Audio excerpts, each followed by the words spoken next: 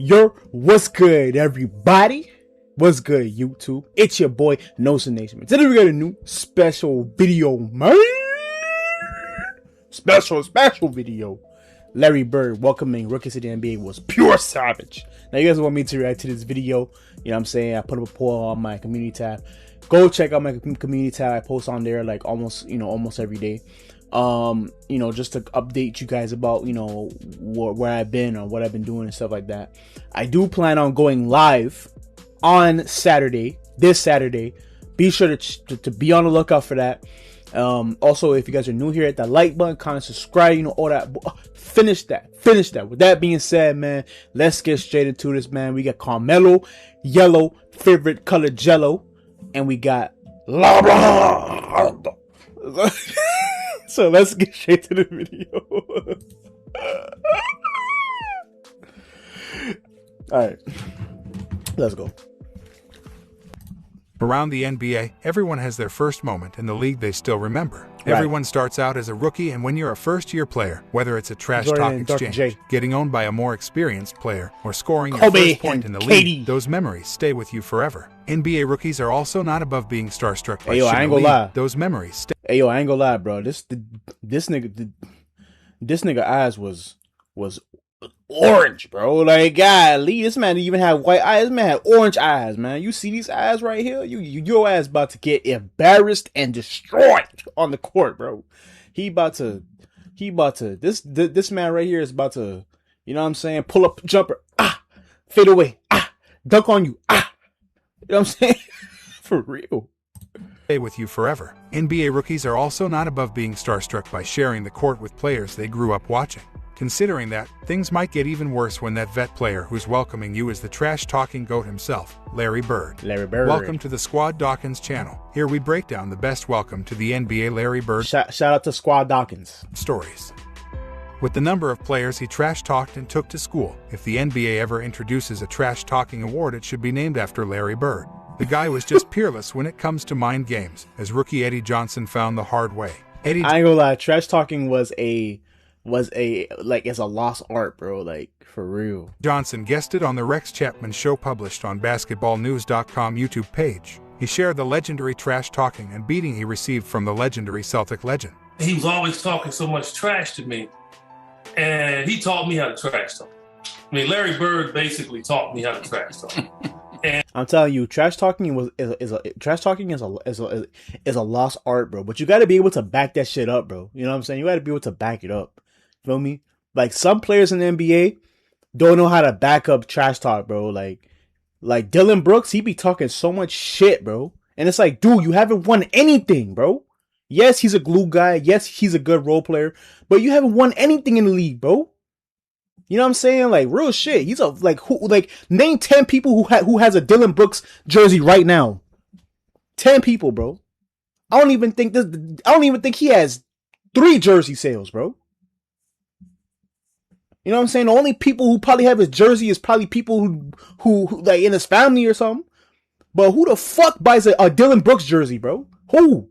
And he be talking shit like he won something, like he won. He's like he's an all-star, like he's an all NBA or something, bro. Like, if you're gonna trash talk, back it up.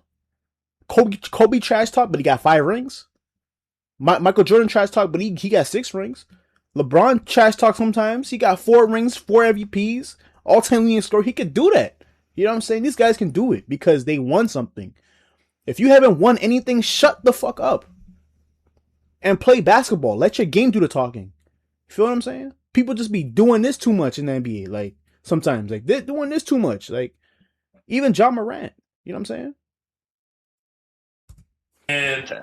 And so, there's one game in Boston, he just worked me over, man. Like, I went out for the jump ball, and it was my second game of my career, and Cotton Fitzsimmons started. And I'm scared to death already. You know, not just a Bird, but, I played against McHale in college, so he was cool. But Robert Parrish, Dennis Johnson, I'm looking at all these dudes, man, and I'm intimidated. I had played against Danny Ainge in college.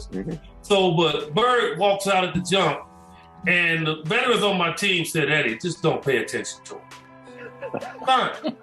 So I mind my own business on the jump, and he walks out, and he just stands next to me, and he leans over and he looks at me. And I didn't pay him any attention. He said, "Do you honestly think you gonna guard me, motherfucker?" Cursed at me. Like, what?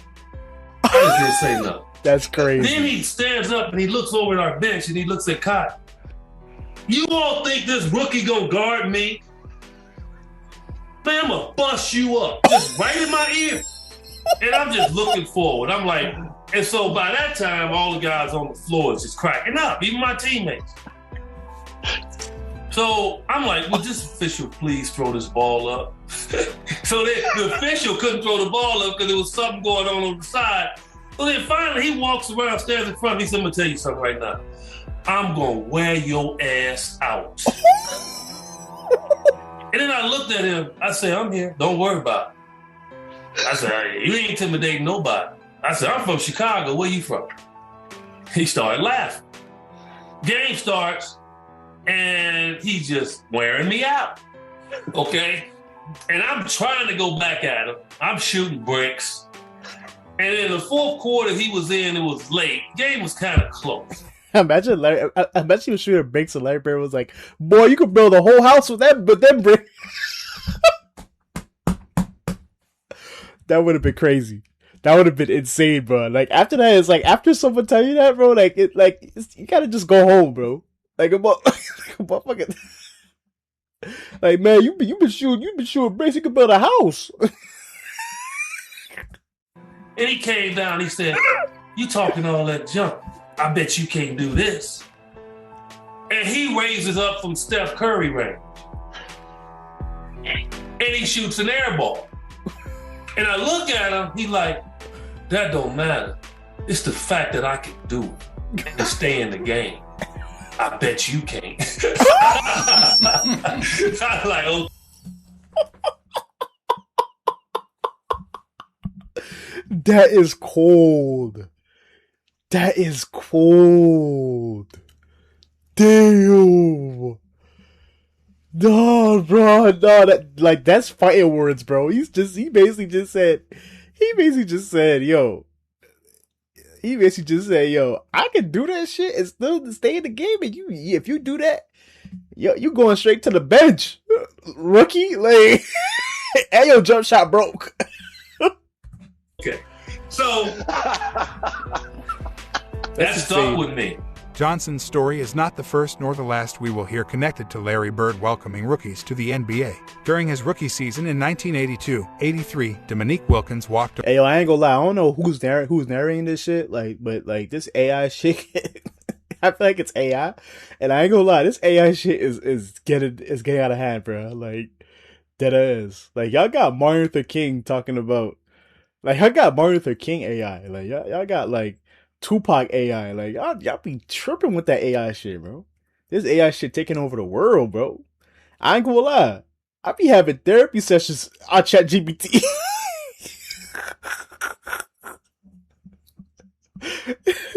If y'all knew some of the things I be talking to ChatGPT about, I'll be cooked.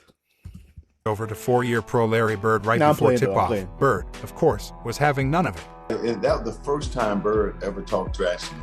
It was my rookie season, my first game I ever played against him. What'd he say? I can't even tell you what he said. My first year, I'm excited. I'm playing against Larry Bird. I go shake his hand. He wouldn't shake my hand. Back then, guys just... You wouldn't shake your hand? Wouldn't shake my hand. He would look at me and just nod, right? And I was like, well, maybe he's just getting into the game. It didn't end just without acknowledging the rookie Wilkins. Bird can... See, like, I'm not against trash talking, bro. It's just, you gotta be able to back it up, bro. At least, like, Draymond Green talked trash, he backed it up. KG talked trash, he backed it up. Larry Bird talked trash, he backed it up. You know what I'm saying? At least back it up. But I would love to have guys in the league. Like, it's cool to have guys in the league that will not bow down or will not be scared or will not be, you know what I'm saying? It's cool. Like, it's cool to have guys in the league who just don't like you. Like, I don't like this guy. You know what I'm saying? It's cool. You know what I'm saying? Because at the end of the day, that's what the game is all about. It's all about competition. But at the same time, as you back it up, back this shit up, bro. You know what I'm saying? That's all I'm saying. You know? continued hitting him with the trash talk. And so the first time I'm guarding, he said, "You don't even belong in this league." He shoots a 3. Wham! I said, "Okay." Next time he comes down, he said, "I don't know why they got you guarding me." He hits another 3. And now I'm really mad now. Right. Wow. He's coming down the court, and I'm guarding him. He looks at me, he said, "I don't know why they have you guarding me, Holmes." And he shoots the 3. Now, I wasn't upset he made the 3. I said, but this son of a gun just called me Holmes. And so I never forget that one thing, though, man. I'm like, I was so hot. You know? Another former All-Star that got a nice welcome by Bird was the Seattle Supersonic Shawn Kemp. Kemp found out the hard way just how ruthless of a trash talker Bird was when he faced him as a rookie in 1989. I'm gonna keep this real with y'all, man. My ass got busted real early, man. I came into the league, man. I was 19. You know how some of them vets, man, they play you to the team, man. I got played down in Boston one night. We was playing Boston Celtics. So the great Larry Bird, I didn't really know much about it. You know, I'm from Indiana. Larry's from Indiana. I knew about the history of Larry, but I didn't realize how he really got down. And Larry gave me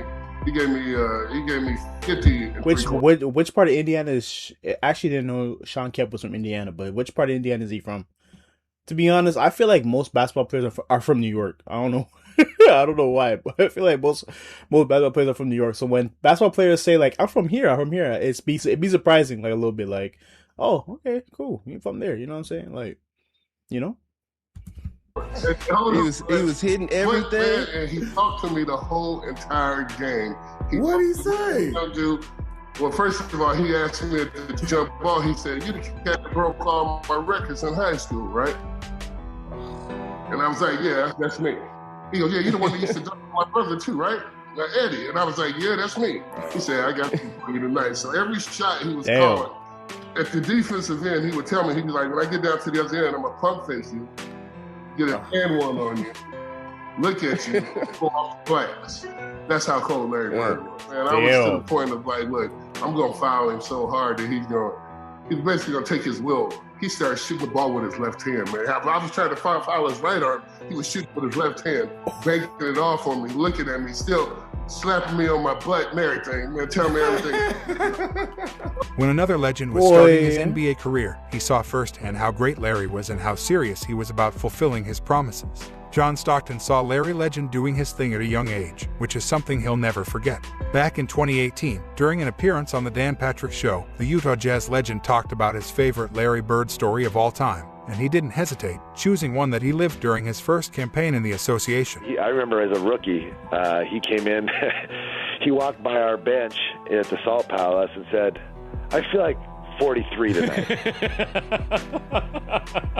And he came out, he scored 43 in the third quarter and checked himself out with a 20-point victory, and I was fairly impressed with that one. So he just picks a random number. I feel like 43.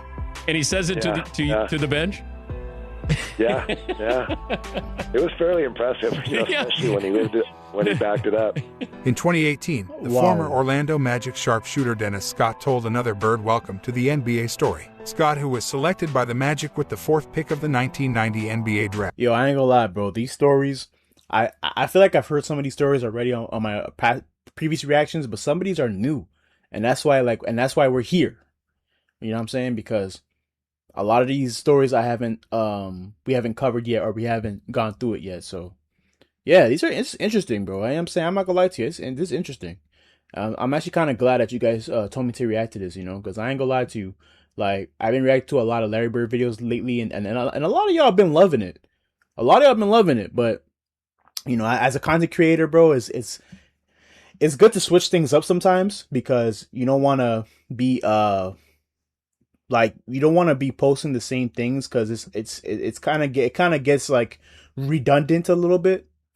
Is that the word to use? Redundant? I don't know. Put in the comments down below. But like, what I mean is, like, it kind of gets repetitive, and there's some people on my channel that might not subscribe to me, that might not have subscribed to me to see these reactions. So, you know what I'm saying? Sometimes, it's good, like, to switch it up sometimes as a content creator, So that's why sometimes I don't post Larry Bird every video. I don't post Michael Jordan every video. I post different things because I want to tap into different type of audiences. You feel what I'm saying?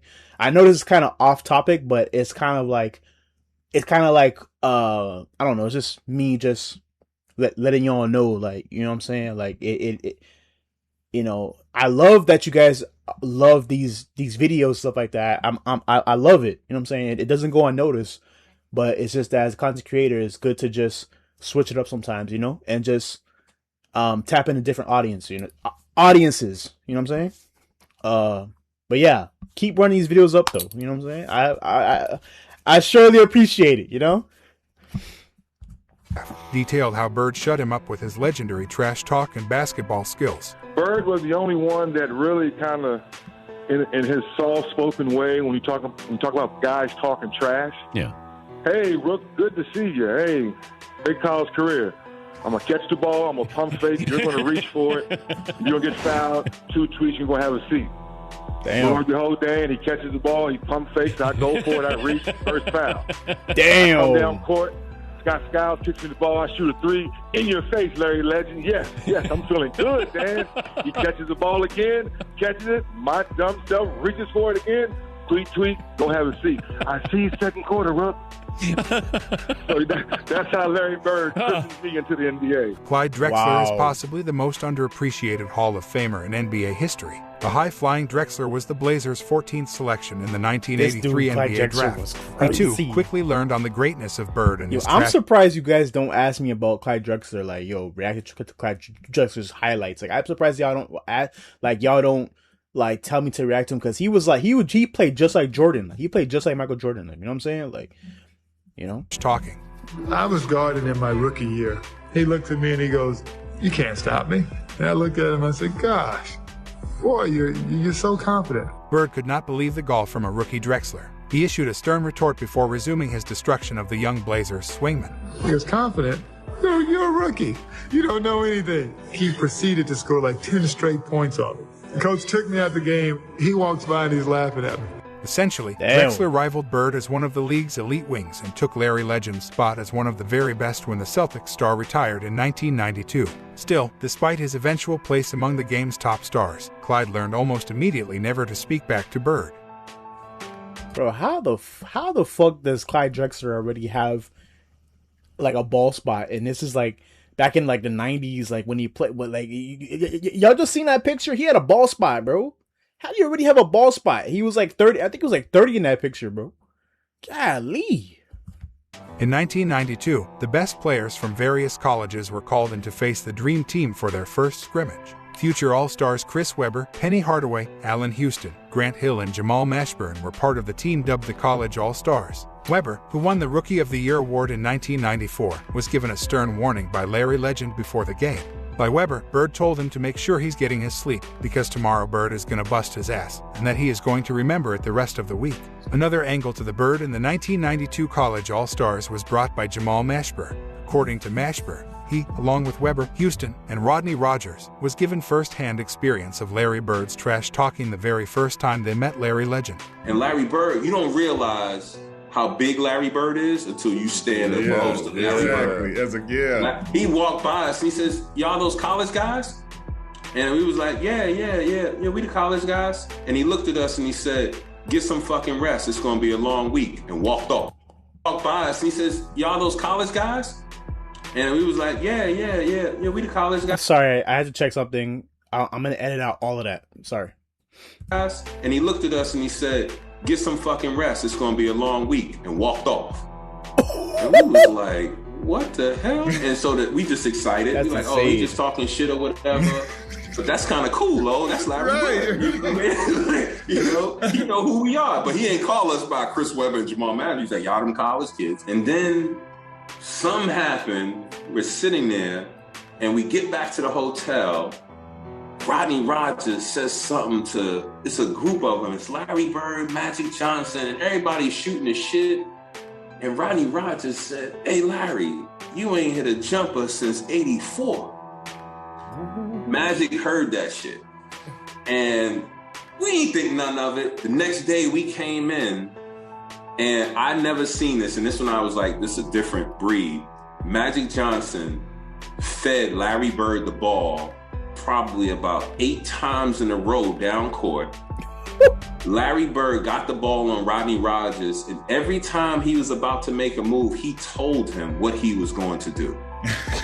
One dribble, pull up, going left, off glass. One dribble, going right, spin, shot, bucket. He scored 9 times or 8 times in a row, left the court to go lay down because he couldn't sit on a bench. He had to lay down because of his back. And said, young fella, look like 84, huh? Last time he made So I'm sitting there and I'm like, wow. I said, so that's they kicked our ass for the rest of the week. Weber finally added another awesome. That's insane, bro. He's like, you haven't hit a jump shot since 1984. Man went off, and then after that, he's just like 84. Like, yeah, I just busted your ass. Bird story from that scrimmage. C-Web shared the small trash talk that Larry Legend threw at Rodney Rogers and the young prospects as he was lighting them up with his sharp shooting skills. We wanted to see Bird and to be able to practice with him, see how he worked out, see how he shot, see the junk that he talked constantly. Why do you think my generation grew up talking so much, guys? They taught us how to do it. We used to watch all those. I watched this game too. It was another reaction on this game. The best was my man Rodney Rogers, strong, fast, quick, athletic, and Bird just set him up in a corner. Someone drives to the corner, Stockton passed out to Bird, and here you see Rodney Rogers take a full sprint. And I'm talking about, you know how Zion blocked that shot a couple weeks ago? Yeah. That's where where Rodney Rogers came from. Except, unlike the young kid that shot the shot, in the middle of him being in the midair, Bird says, "Welcome to the parachute club, rookie," and watches him go by him, shoots the ball, and like Curry does what Bird did because he shot it and just kept walking down, like shaking his head like these dumb youngsters. They'll never get it. For Bird, it didn't matter if you were a future legend like Dominique Wilkins or John Stockton, or someone who also repped his home state of Indiana, or just a white guy, you got treated by Larry Legend. Even if it's your... Hey, listen, bro. If you was Dominic Wilkins, or if you was like a really great player, Larry Bird will talk trash to you and say, "Look, I'm gonna do this, do that, do this," and actually do it. And then if he was a white guy, oh my God, Larry Bird would destroy you. Like, you might as well go home after that, bro. First experience in the NBA. Tell us in the comments who is the best trash talking player in the NBA right now. If you enjoy this video, hit the like button, share, and subscribe. For more basketball content, subscribe to our other channels, Free Dawkins and Vintage Dawkins, and follow us on social media. Man, what a dope ass video, man. Thank you guys for telling me to react to this. This was a good ass video. I can't lie. Yo, I'm gonna let y'all know, man. Who is the best trash talker in the NBA right now? You know what I'm saying? Let me know in the comments down below. I'm gonna go because I'm actually so tired right now. I'm not gonna lie to you guys. So with that being said, have a blessed day. Thank you guys for watching, and I'm out, man. Peace!